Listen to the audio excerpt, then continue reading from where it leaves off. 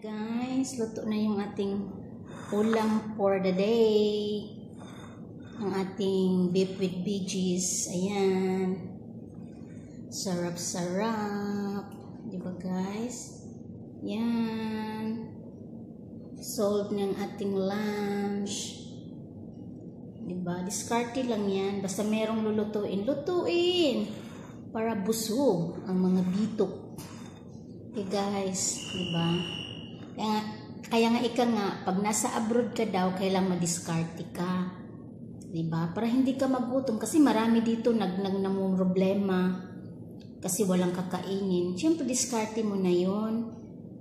Pero, depende rin kasi sa amo. Kasi may mga ibang among mahigpit din. Hindi sila ano. Pero, diskarte na natin yung iba nga nagdadala sa kwarto ng pagkain para lang hindi magutom. Ganyan tayong mga OFW. Madiskarte.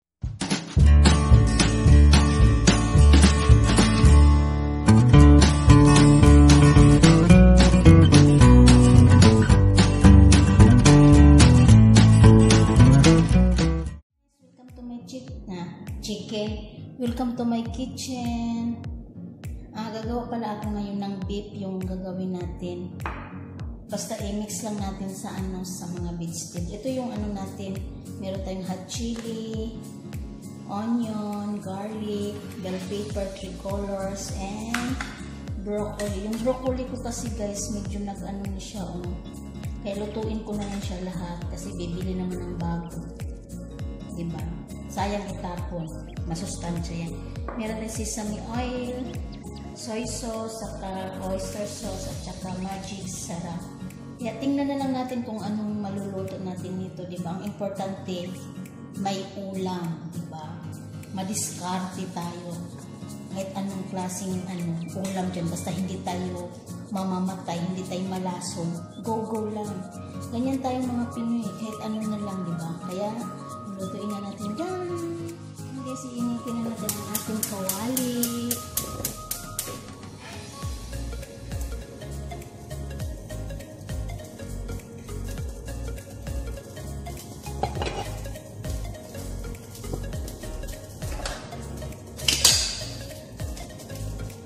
Need tayong healthy daw. Olive oil.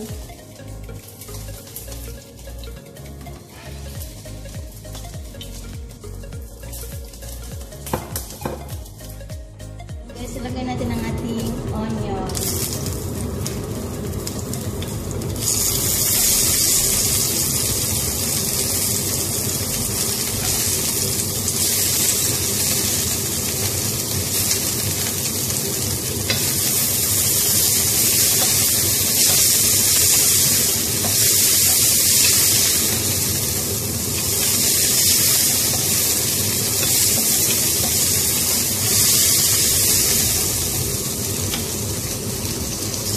Ilagay natin ang ating garlic.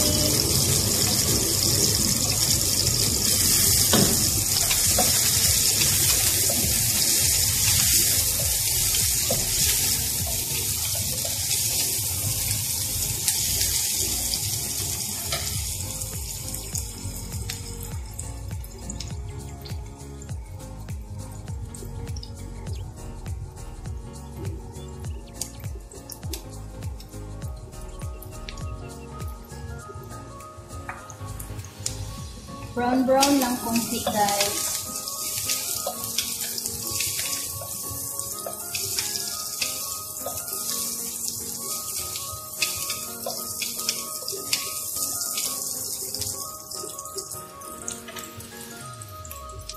Yan na siya, nag-brown na siya. Ilagay natin ang ating beef.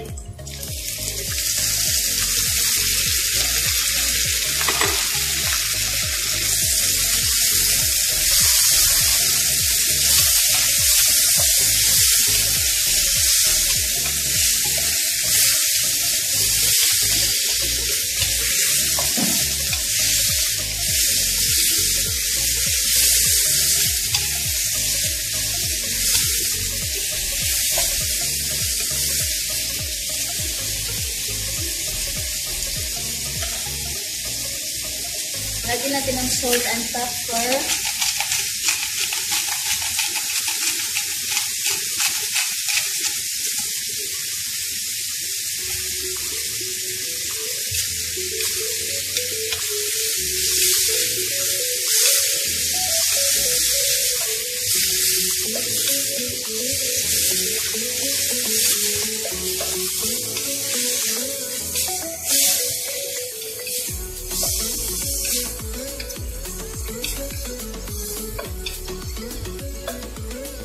Ayan na natin guys, lagyan natin ang chili. Hatiin ko lang siya.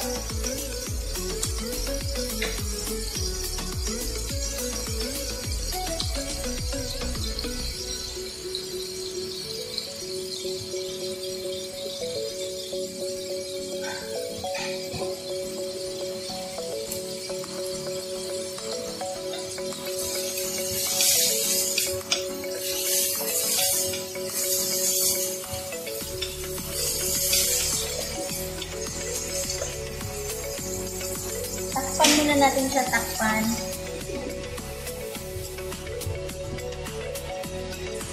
Guys, tingnan na natin guys. Ayan.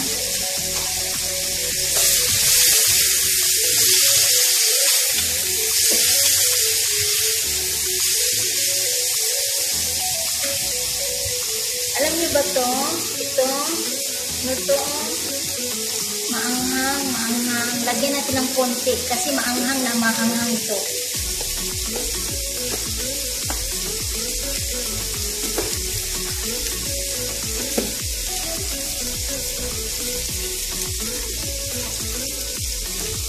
Ayun yung face niya. Ayun yung face. Maanghang talaga yan guys.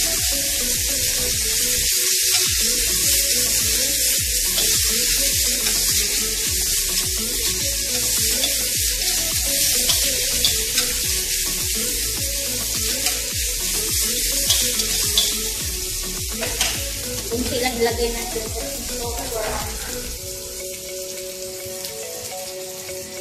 Lagyan natin ng toyo.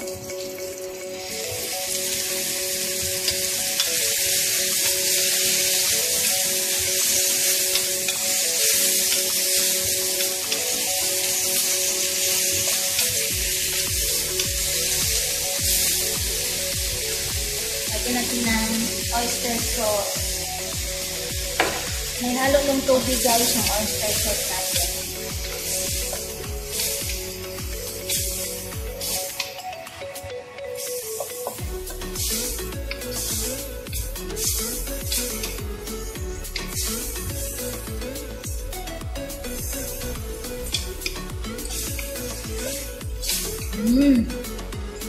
Takpan muna natin sandali.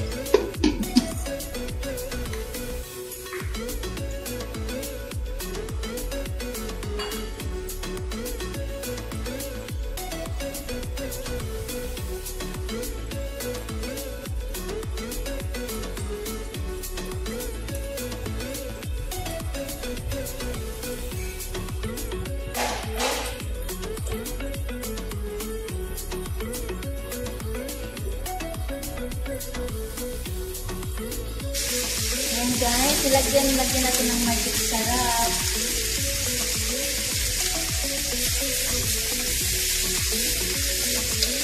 Ilagay na natin ito guys, ang bell pepper.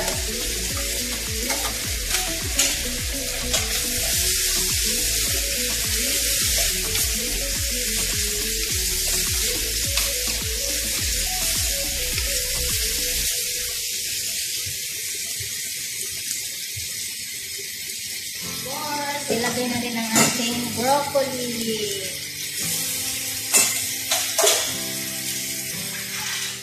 Ayan na guys, luto na siya. Ayan na siya guys, luto na siya guys, yung ating beef with veggie with samyang sauce. Samyang sauce ba yun? Pasta. Or Korean sauce. Ayan na siya. Ayan guys, luto na siya guys. Diba?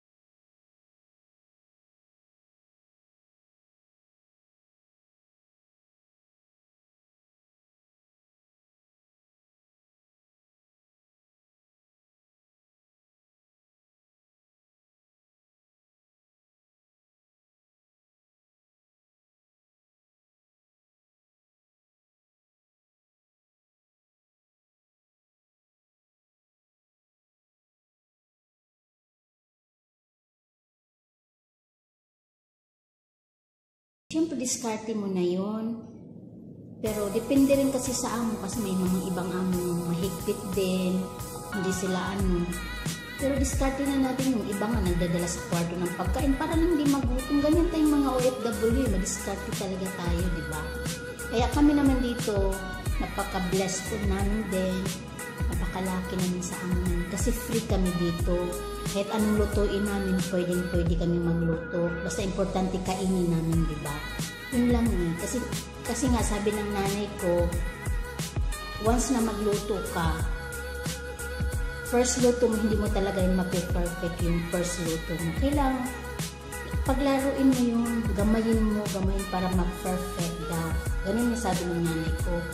Kahit magkamali ng 2, 3, at least 4, 5, okay na daw yun, di ba? May improvement na. Ganyan yung nanay ko pag nagluluto ako ng cake noon, nung bago pa ako dito. Maraming hindi siya nakukuha. Pero sabi ng nanay ko, okay lang yan, magpaglaruan mo, maglaro ka na, mag-play ka lang ng mag-play, hanggang makuha mo yung tama talagang timpla. Yun sabi ng nanay ko, hindi maano sila. Basta importante, nag-aaral ka para matuto ka. Yun ang gusto nila eh. Yung talagang yung may gusto kang patunayan, di ba? Kaya yun ako dito, mahilig talaga akong magluto, guys. Basta, yung walang maraming trabaho, nagluluto talaga ako noon. Ang dami kong niluluto ng mga pagkain. Kasi talaga, nasasarapan talaga sila sa Pero minsan kasi diet na sila ngayon, kaya wala na akong luto. Kaya thank you guys. Madaldal ko. Please like and share and subscribe my channel, Cooking in Kitchen. Bye-bye. Thank you.